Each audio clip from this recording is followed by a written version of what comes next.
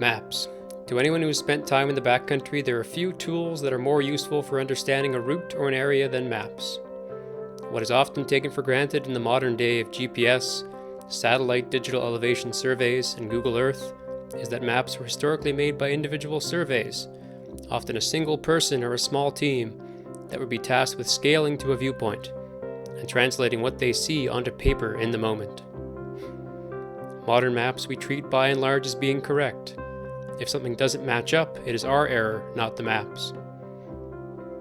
Historically, there are many examples of when errors have crept into early surveys and would cascade to future maps, sometimes persisting for decades. In the Canadian Rockies, the most famous and arguably most influential of these blunders concerns 2 mountains, 1 pass, and 1 botanist.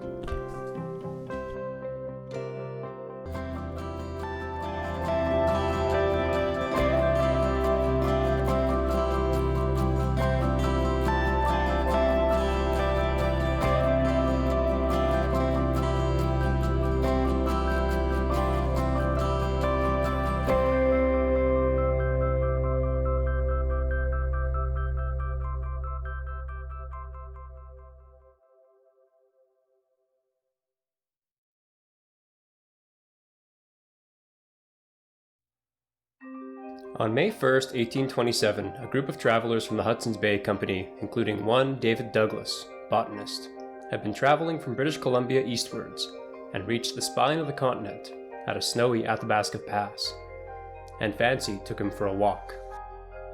Being well rested by 1 o'clock, I set out with the view of ascending what seemed to be the highest peak to the north. Its height does not appear to be less than 16,000 or 17,000 feet, of by far the most difficult and fatiguing walking I've experienced, and the utmost care was required to tread safely over the snow. This peak, the highest yet known in the northern continent of America, I felt a sincere pleasure in naming Mount Brown in honor of R. Brown, Esquire, the illustrious botanist. A little to the southwards is one of nearly the same height, rising to a sharper point. This I named Mount Hooker in honor of my early patron, the professor of botany in the University of Glasgow. This text was a published adaptation of Douglas's journal, but took hold in the eye of the public. And before long, Douglas's Mount Brown and Mount Hooker were included in maps of the Dominion of Canada with elevations of 16,000 and 15,700 feet, respectively. In Douglas's 1947 biography, historian Athelstan George Harvey says, "The reader may have memories of school days when he was taught that of all the mountains in North America, the highest were Mount Brown with 16,000 feet, and Mount Hooker with 15,700. For the greater part of a century, these names and challenging figures stood out on the best official maps." Suffice to say, the actual heights of the peaks are far less lofty. Mount Brown stands at 9,150 feet, while Mount Hooker stands at 10,780 feet. The difference between these values proved to be the bane of many of the Rockies' most famous early explorers. Names like J. Norman Collie, Hugh M. Stutfield, and A. L. Mumm were always looking on the horizon for the near mythical peaks Douglas had described. In this video, we will be following the footsteps of David Douglas's party, traveling the Athabasca Pass Trail from the modern-day Kinbasket Reservoir eastwards into Jasper National Park, to gaze upon the mighty Mount Brown and think about what some of the motivations and justifications for Douglas's mistake might have been.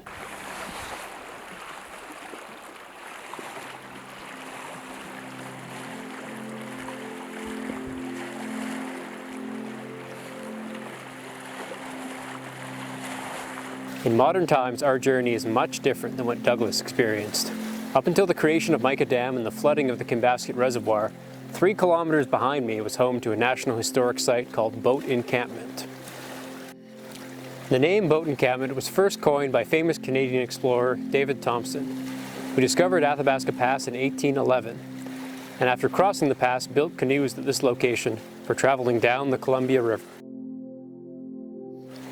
It was a grand setting on the confluence of the Canoe, Wood, and Columbia rivers, and the gateway to further exploration towards the Pacific Ocean. Later on, Boat Encampment was also a small community along the Big Bend Highway, linking the modern-day communities of Revelstoke and Golden, which was at one point the Trans-Canada Highway. Today, the community, highway, and everything else lie under as much as 90 meters of water after the flooding of the Kinbasket Reservoir, which stretches for almost 200 kilometers long. We'll be traveling by pack raft for 27 kilometers across the Kinbasket Reservoir and up the Wood Arm before switching to boot travel for the rest of the journey.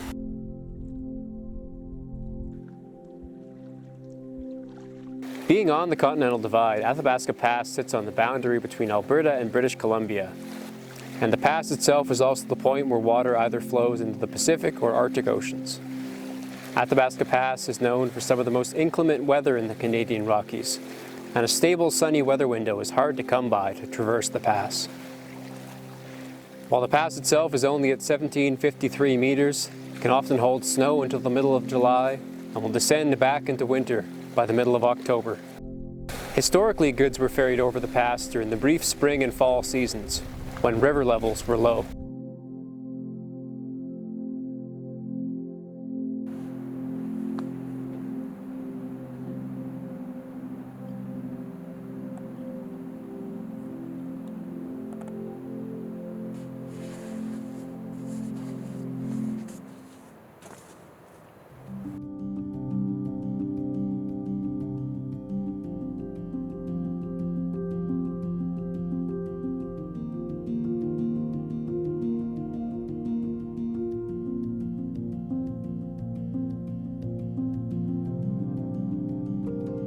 From boat encampment, travelers would leave their mighty crafts behind, switch to travel by horseback, heading up the Wood Valley, which in this case is now the Wood Arm of the Kinbasket Reservoir.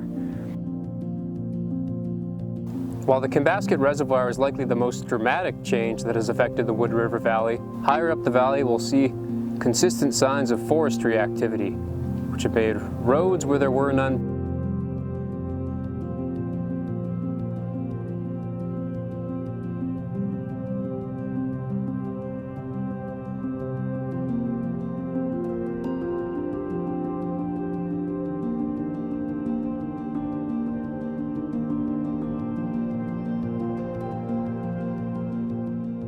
From here we travel on foot, following logging roads to the base of what David Douglas called the Big Hill, leading towards Athabasca Pass.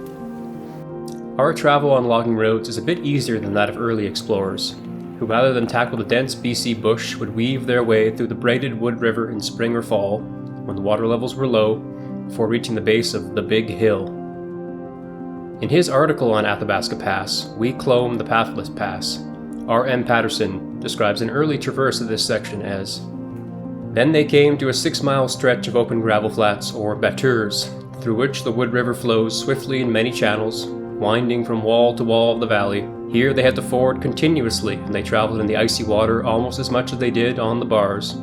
Alexander Ross marked these traverses of the Wood River on his staff, and by nightfall on the first day he had notched up some 62 crossings, and there were a few earlier not recorded." Camping just before the confluence of Jeffrey Creek and the Wood River, we are confronted by an unending swarm of mosquitoes, pests that have plagued travelers to the pass as long as it has been traveled.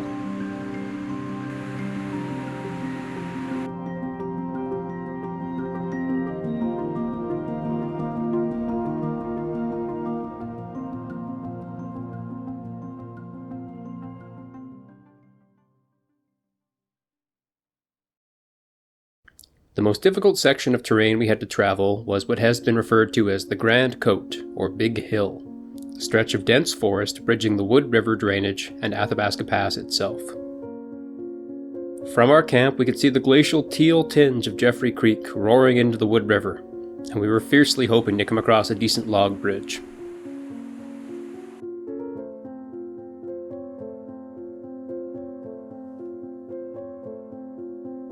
The lower section of the Big Hill feels like a rainforest, with lush vegetation, cedars rising above, and patches of spiny devil's club blocking the path. In this type of terrain, a trail can quickly be reclaimed by nature, and it is easy to get off route.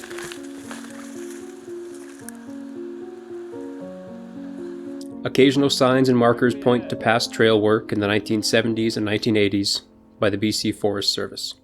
And one sign even references an abandoned plan to build a trail linking Athabasca Pass to Fortress Lake in nearby Hamber Provincial Park, what would have made a grand hiking loop through both Jasper and Hamber parks.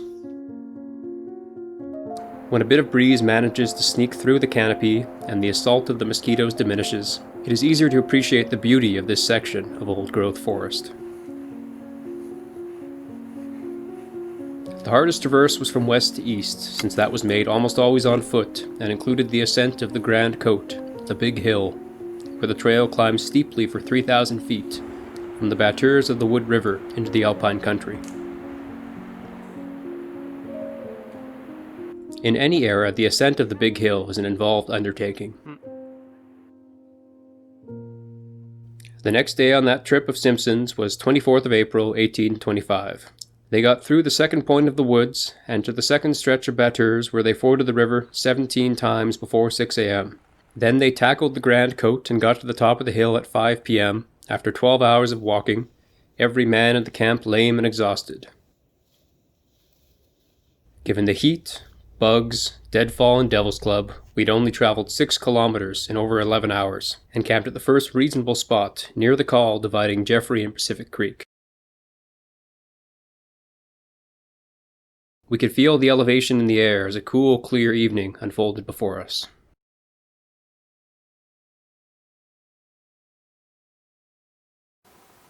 Douglas's measurements of Mounts Brown and Mount Hooker captivated the minds of explorers traveling to North America.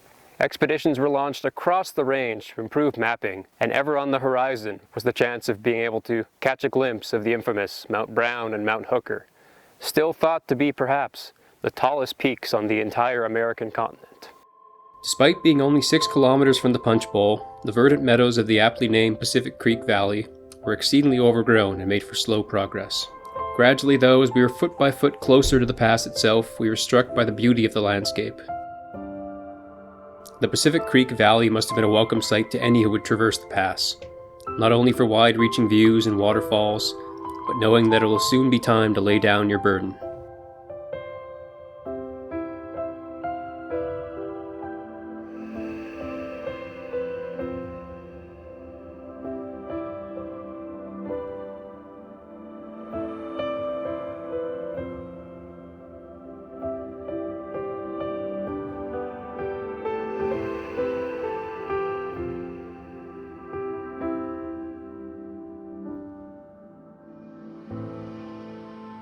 Camping on a flat bench on the BC side of the border, the famed Punch Bowl was in view, and dinner was beckoning.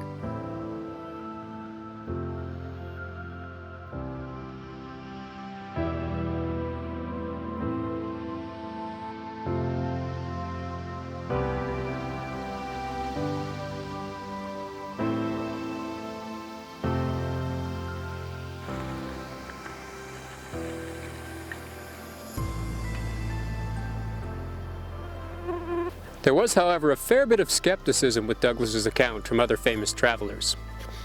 Dr. J. Norman Collie was quoted as saying, "If Douglas climbed a 17,000-foot peak on one May afternoon, when the snow must have been pretty deep on the ground, all one can say is he must have been an uncommonly active individual," which is a pleasant way of saying that Douglas's recorded ascent sounded too good to be true.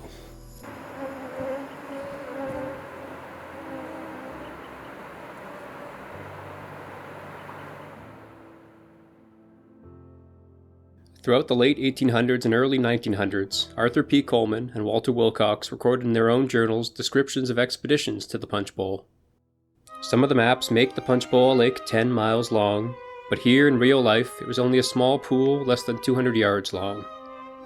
There could be no doubt that it was the Punch Bowl, for beyond it water flowed in the opposite direction. But if this were the Great Punch Bowl, where were the great mountains Brown and Hooker? We looked in vain for magnificent summits rising 10,000 feet above either side of the pass, one on each side.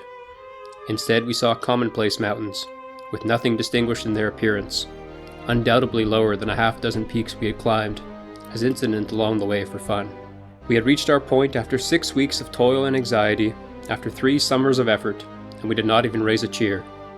Mount Brown and Mount Hooker were frauds, and we were disgusted at being humbugged by them. A more favorable outlook on the summit of Mount Brown came from a party led by A.L. Mumm, who traveled to Athabasca Pass in 1913.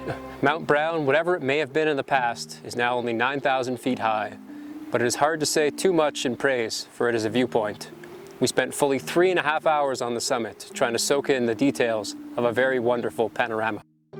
By the start of the 1900s, the peaks were no longer given their excessive heights on official maps. The matter was largely laid to rest, and Athabasca Pass became a much quieter place. At first glance, it's easy to dismiss Douglas's mistake as the work of a scientist operating outside of his field of expertise. But it is worth considering what factors led to the excessive altitudes of Mount Brown and Mount Hooker being enshrined in the public eye. Douglas's biographer, Athelstan George Harvey, in his 1947 work, Douglas of the Fur, dedicates an entire chapter to the controversy surrounding Mount Brown and Mount Hooker. His work paints a very interesting picture comparing different versions of Douglas's account. What follows is what Harvey says was taken from Douglas's journal on the day of the ascent. After breakfast at 1 o'clock, being as I conceived the highest part of the route, I became desirous of ascending one of the peaks, and accordingly I set out alone on snowshoes, to that on the left hand or west side, being to all appearances the highest. The labor of ascending the lower part, which is covered in pines, is great beyond description, sinking on many occasions to the middle. The height from its base may be about 5,500 feet, timber 2,750 feet, a few mosses and lichens, 500 more, 1,000 feet of perpetual snow, the remainder towards the top, 1,250 feet, as I have said, a glacier with a thin covering of snow on it. The ascent took me 5 hours, descending only 1 1/4. I remained on the summit 20 minutes, my thermometer standing at 18 degrees, night closing fast in on me, and no means of fire. I was reluctantly forced to descend. The sensation I felt is beyond what I can give utterance to. Nothing as far as the eye could perceive but mountains such as I was on, and many higher, some rugged beyond any description, striking the mind with horror blended with a sense of the wondrous works of the Almighty. There are several interesting things to note in this passage. Firstly, Douglas makes no reference to the height of the grand peak he ascended, being Mount Brown, and also acknowledges there were larger peaks in the vicinity of the area. He does, however, state the summit of Mount Brown may be 5,500 feet above Athabasca Pass. A revision of his journal, written after he returned to England, reads quite differently. Its height does not seem to be less than 16,000 or 17,000 feet above the level of the sea, and goes on to omit the reference that he saw mountains that were higher, instead adding, this peak, the highest yet known on the continent of North America. It is this phrasing of the text that eventually made its way into Hooker's Flora Boreala Americana, which included a rough sketch of the area surrounding Mount Brown and Mount Hooker, and the elevations 16,000 and 15,700 feet emblazoned upon it. The question then remains as to what would have motivated Douglas to, upon revision, add in elevations to his account and call Mount Brown the highest peak known in America. Our own ascent to Mount Brown was delayed by a morning thunderstorm and then derailed by building afternoon thunderstorms. The mighty peak itself would have to wait for another trip, but we resolved to ramble up McGivery's Ridge, which was once called McGivery's Rock, and likely what Douglas initially referred to as Mount Hooker, as it flanks the east side of the pass, and from the Punch Bowl seems like a mighty peak indeed. The ridge proved to be an excellent viewpoint for Mount Brown, Mount Hooker, and other peaks on the Hooker ice field, and many other mountains, near and far.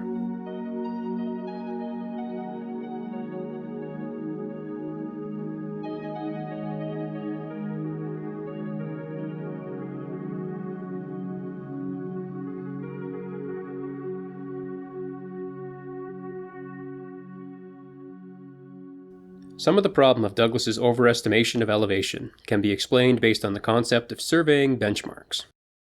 In the early 1800s, equipment to perform proper surveys was heavy and time-consuming, and would often only be able to provide relative elevation measurements from a survey site. Eventually, survey sites would have to be referenced to an established elevation, a known point, and then all other elevations can be determined by how much they were above or below this known point. In his 1918 commentary in the Canadian Alpine Journal on the subject of Mount Brown and Mount Hooker, E.W.D. Holway describes that the benchmark elevation of Athabasca Pass had been overestimated for quite some time. The earliest record Holway could determine was from David Thompson himself in his memoirs Narrative, the entry for January 10, 1811. The altitude of this place above the level of the ocean by the boiling point of water is computed to be 11,000 feet. Sir George Simpson. Thompson does not allude as to why Sir George Simpson, a Scottish explorer and later governor of the Hudson's Bay Company, was included in parentheses. Other authors have tried to tease out this reference, and in Thompson's original contemporary notes, Simpson is not included. George Harvey notes that it might have actually been due to a different Simpson, Lieutenant Emilius Simpson, a Royal Navy serviceman tasked with taking latitude, longitude, and elevation measurements in the area, who wintered with Douglas in 1826.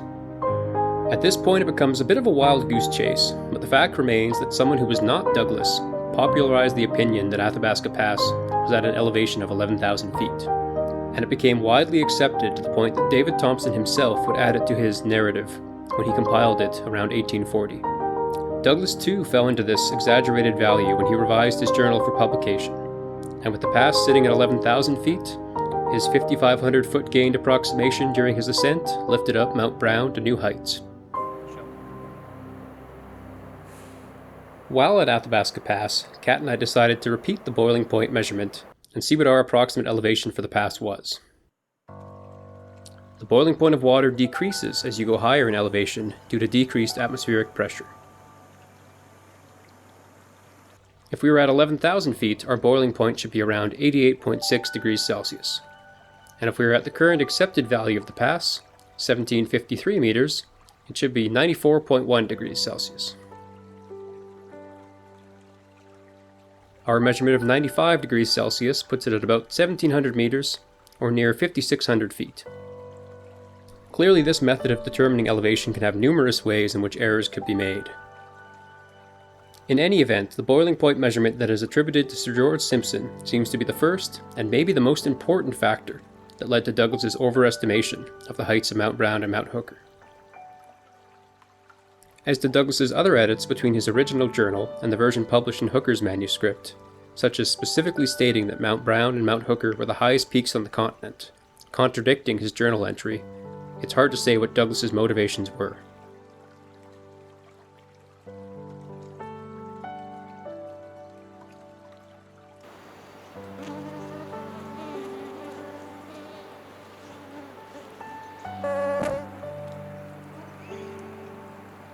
In his 1926 narrative tale, On the Old Athabasca Trail, Lawrence J. Burpee gives a dramatic account of a trip up the Athabasca Pass Trail, as it was surveyed for potential to be turned into a recreational tourist trail. One afternoon, late in August, I sat on an interprovincial boundary marker at the summit of Athabasca Pass, with one leg dangling in Alberta and the other in British Columbia. Before me lay a diminutive lake, whose curiously oval form perhaps suggested the odd name given to it 100 years ago by fur traders. The Committee's Punch Bowl. On the other side of the lake towered a gigantic cone, once known as McGilvory's Rock, and behind me rose a series of terraces, culminating in the peak David Douglas, the botanist, named Mount Brown. From either end of the Committee's Punch Bowl ran a tiny stream. One ultimately found its way to the Arctic by way of the Mackenzie, and the other to the Pacific through the Columbia. As I sat there enjoying the view, cursing the mosquitoes, my mind ran back over the history of this once famous thoroughfare, and I thought of the men who had traveled the old Athabasca Trail since the days of David Thompson. Fur traders, voyageurs, Indians, scientists, missionaries and travelers, a few remembered because of their books, a few more identified because mentioned in those books, and 1,000 whose only record is the ancient trail through the woods, below the pass, and the deep, overgrown blazes in the trees along the trail.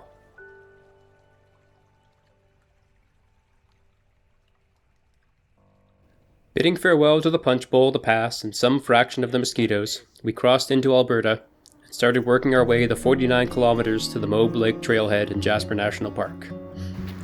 After the dense bushy wilds of the Wood River Valley, the muddy and moist meanderings of the park trail seemed like a relative highway. Progress was swift, and before long we even left our crowd of mosquitoes behind as we neared the open gravel flats of Scott Camp. Recreational access to Athabasca Pass has largely been a story of bridges. Before reaching Scott Camp, we came across the remnants of the old hiker bridge across the Whirlpool River, which now requires a bypass and an extra ford that can be tricky in high water levels. While the new crossing can be difficult, the loss of another bridge downriver at the confluence of the Whirlpool and Simon Creek has made hiker access all but impossible without watercraft. Before the failure of the Simon Creek Bridge, the register at Athabasca Pass recorded about 20 to 30 person entries per year from 2007 to 2017. After the loss of the bridge, this has dwindled down to single digits. As human traffic has slowed, nature has started to absorb back sections of the trail, and travel can be quite dense at times, though park staff on horseback do continue to clear down trees from the trail late in the fall. Scott Camp itself is a worthwhile destination, and if we had more food, we both agreed that lounging on the flats and rambling towards the Scott Glacier could be a nice way to spend a few days.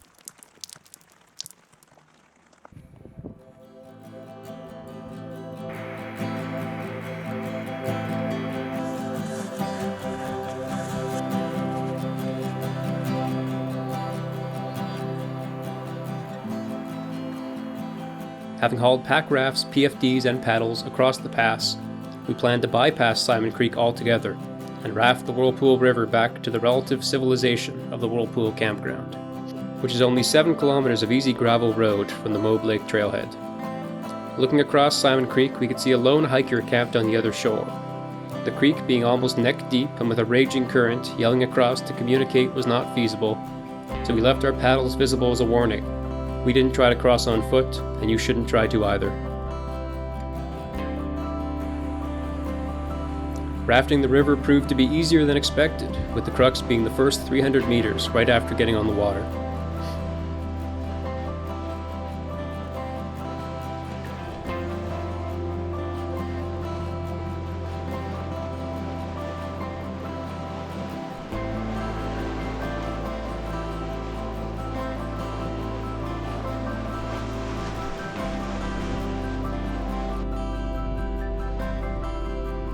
Between Tie Camp and Whirlpool Camp, we made a surprising discovery of the old Simon Creek Bridge that has washed up onto the shore of the river and was still largely intact.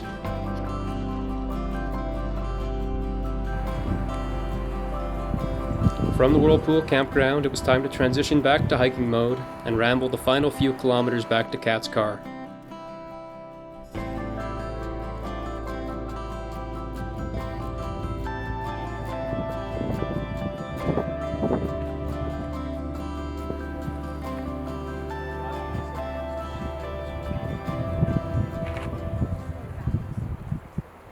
Nearing the end of our journey, it is hard not to be impressed by early travelers, such as David Thompson and David Douglas, among others.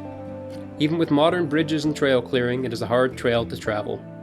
As we hit the parking lot and looked back at the friendly font of the park's trail sign, it is easy to forget the mosquitoes, and the mud, the marshes and the brush, and instead remember the calm waters of the Punch Bowl, the towering bulk of Mount Brown, and all the history, controversy, and memories that have been made at the pass.